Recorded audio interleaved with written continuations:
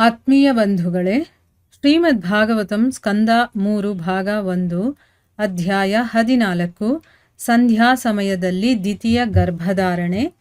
ಇದರಿಂದ 18ನೇ ಶ್ಲೋಕವನ್ನು ತಿಳ್ಕೊಳ್ಳೋಣ. ಶ್ಲೋಕ 18. ಸರ್ವಾಶ್ರಮಾನುಪಾದಾಯ ಸ್ವಾಶ್ರಮೇಣ ಕಲತ್ರವಾನ್ ವ್ಯಸನಾರ್ಣವ ಮತ್ಯೇತಿ ಜಲಯಾ ನೈರ್ಯಥಾರ್ಣವಂ.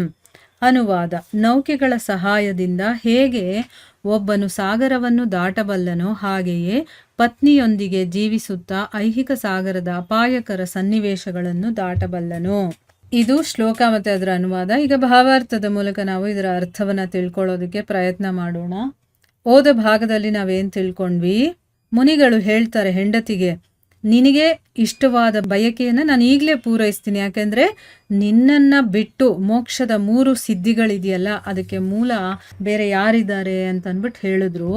ಮುಂದುವರೆದು ಹೇಳ್ತಾರೆ, ಹೇಗೆ ನೌಕೆಗಳ ಸಹಾಯದಿಂದ ಅಂದರೆ ಒಂದು ದೋಣಿಯನ್ನು ಹತ್ಕೊಂಡು ಒಬ್ಬ ಸಾಗರವನ್ನು ಹೇಗೆ ದಾಟಬಲ್ಲನೋ, ಒಂದು ಹಡಗನ್ನ ಉಪಯೋಗ ಮಾಡಿಕೊಂಡು ಹೇಗೆ ಒಬ್ಬ ಸಾಗರವನ್ನೇ ದಾಟಬಹುದೋ ಅದೇ ರೀತಿ ಪತ್ನಿಯ ಜೊತೆ ಜೀವನ ಮಾಡ್ತಾ ಮಾಡ್ತಾ ಐಹಿಕ ಸಾಗರದಲ್ಲಿ ಬರುವಂಥ ಎಂಥ ಅಪಾಯಕರ ಸನ್ನಿವೇಶಗಳು ಬಂದರೂ ಕೂಡ ಅದನ್ನು ದಾಟಬಲ್ಲ ಅಂತಂದ್ಬಿಟ್ಟು ಇಲ್ಲಿ ಹೇಳ್ತಾ ಇದ್ದಾರೆ.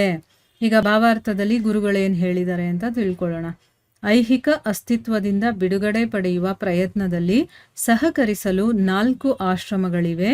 ಬ್ರಹ್ಮಚರ್ಯಾಶ್ರಮ ಅಥವಾ ಪವಿತ್ರ ವಿದ್ಯಾರ್ಥಿ ಜೀವನ, ಪತ್ನಿಯೊಂದಿಗೆ ಗೃಹಸ್ಥಾಶ್ರಮ, ವಾನಪ್ರಸ್ಥಾಶ್ರಮ ಹಾಗೂ ಸನ್ಯಾಸ. ಇವುಗಳನ್ನು ಅನುಸರಿಸುತ್ತಾ ಪ್ರಗತಿ ಹೊಂದಲು ಪ್ರಯತ್ನಿಸುವ ಇವರೆಲ್ಲರ ಯಶಸ್ಸು ಪತ್ನಿಯೊಂದಿಗೆ ಜೀವಿಸುವ ಸಂಸಾರಸ್ಥನನ್ನು ಅವಲಂಬಿಸಿರುತ್ತದೆ.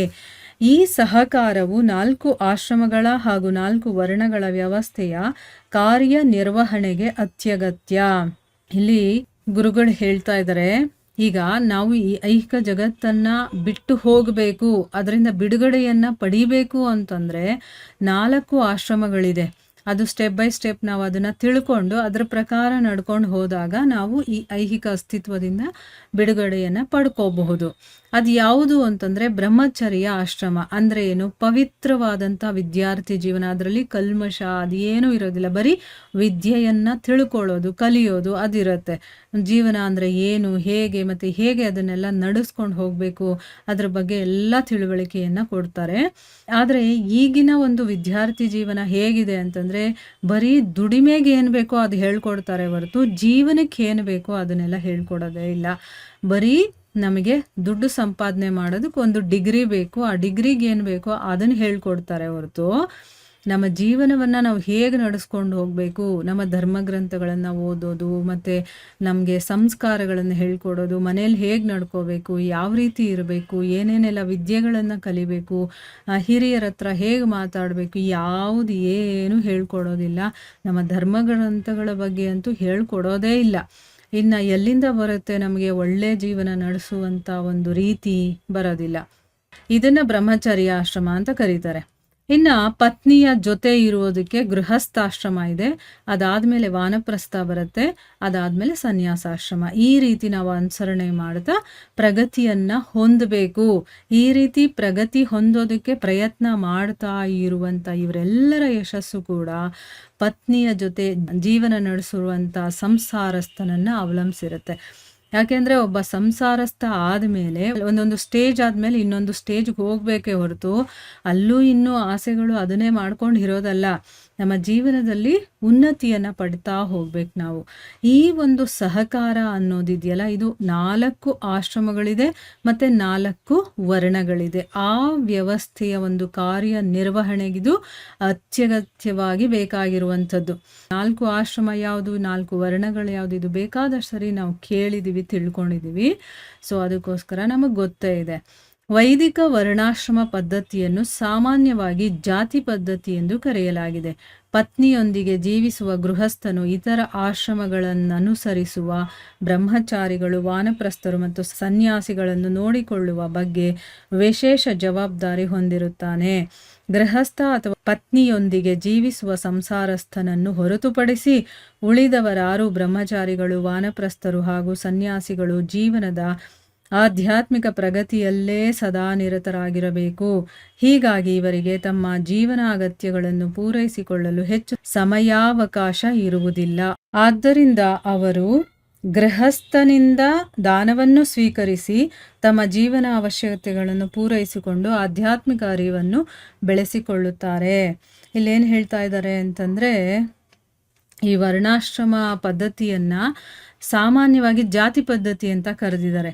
ಈಗ ನೋಡಿ, ಯಾರು ಹೆಂಡತಿಯ ಜೊತೆ ಜೀವನವನ್ನ ನಡೆಸ್ತಾರೋ ಅಂತ ಗೃಹಸ್ಥ ಇನ್ನು ಬೇರೆ ಆಶ್ರಮದವರು ಇರ್ತಾರಲ್ಲ, ಅಂದ್ರೆ ಬ್ರಹ್ಮಚಾರಿಗಳು, ವಾನಪ್ರಸ್ಥರು ಮತ್ತೆ ಸನ್ಯಾಸಿಗಳು, ಇವರನ್ನೆಲ್ಲ ನೋಡ್ಕೊಳ್ಳೋ ಒಂದು ಜವಾಬ್ದಾರಿ ಅವನಿಗಿರತ್ತೆ.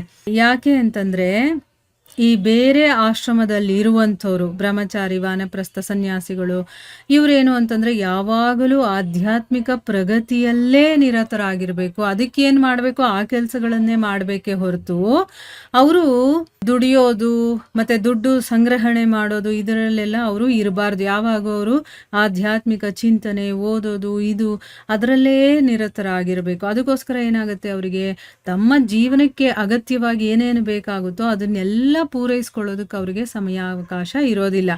ಆದ್ರೆ ಗೃಹಸ್ಥ ತನ್ನ ಪತ್ನಿಯ ಜೊತೆ ಸಂಸಾರಸ್ಥನಾಗಿರ್ತಾನಲ್ಲ, ಅವನಿಗೆ ಬೇಕಾದಷ್ಟು ಸಮಯ ಇರುತ್ತೆ. ಅವನು ಬರೀ ಇದನ್ನೇ ಮಾಡ್ಕೊಂಡಿರ್ಬಾರ್ದು. ಅವನು ದುಡಿಬೇಕು, ಸಂಸಾರವನ್ನ ನಡೆಸಬೇಕು, ಬೇರೆಯವ್ರಿಗೂ ಕೊಡಬೇಕು, ಇಂಥ ಕೆಲಸಗಳಿರ್ತಾನೆ. ಮತ್ತು ಅದರಲ್ಲಿ ಒಂದು ಸ್ವಲ್ಪ ಸಮಯ ಮಾಡಿಕೊಂಡು ಅವನು ಆಧ್ಯಾತ್ಮಿಕದ ಒಂದು ಸಾಧನೆಯನ್ನು ಕೂಡ ಮಾಡಬಹುದು. ಗೃಹಸ್ಥನಿಂದ ಇವರೆಲ್ಲರೂ ಕೂಡ ದಾನವನ್ನ ಸ್ವೀಕಾರ ಮಾಡಿ ತಮ್ಮ ಜೀವನದ ಅವಶ್ಯಕತೆಗಳನ್ನು ಪೂರೈಸ್ಕೊಳ್ಬೇಕು. ಅದಕ್ಕೇನೆ ಬ್ರಹ್ಮಚಾರಿಗಳು ಮತ್ತೆ ವಾನಪ್ರಸ್ಥರು, ಸನ್ಯಾಸಿಗಳು ದುಡಿಯೋದಿಲ್ಲ. ಅವರು ಆಧ್ಯಾತ್ಮಿಕದ ಒಂದು ಸಾಧನೆಯಲ್ಲಿ ತೊಡಗಿರ್ತಾರೆ. ಈಗ ಬ್ರಹ್ಮಚಾರಿಗಳೇನು ಮಾಡ್ತಾರೆ, ಕಲಿಯುವಂಥ ಒಂದು ಸಮಯ ಅಲ್ವಾ, ಅವರು ದುಡಿಯೋಕ್ಕಾಗಲ್ಲ. ವಾನಪ್ರಸ್ಥರು ಅವ್ರು 50 ವರ್ಷ ಆಗಿ ಅವರು ಈಗ ಭಗವಂತನ ಒಂದು ಧ್ಯಾನ ಅದರಲ್ಲಿ ಮಗ್ನರಾಗಿರ್ತಾರೆ. ಸೊ ಅದಕ್ಕೋಸ್ಕರ ಅವರು ದುಡಿಯೋದಿಲ್ಲ. ಇನ್ನು ಸನ್ಯಾಸಿಗಳಂತೂ ದುಡಿಯೋ ಹಾಗೆ ಇಲ್ಲ, ಆಯಿತಾ. ಇವರಿಗೆಲ್ಲ ಏನು ಜೀವನದ ಅವಶ್ಯಕತೆಗಳು ಬೇಕೋ ಅದನ್ನು ಪೂರೈಸುವಂಥ ಕೆಲಸವನ್ನು ಯಾರು ಮಾಡಬೇಕು, ಗೃಹಸ್ಥ ಆಶ್ರಮದಲ್ಲಿ ಇರೋರು ಮಾಡಬೇಕು ಅಂತ ಇಲ್ಲಿ ಹೇಳಿದ್ದಾರೆ.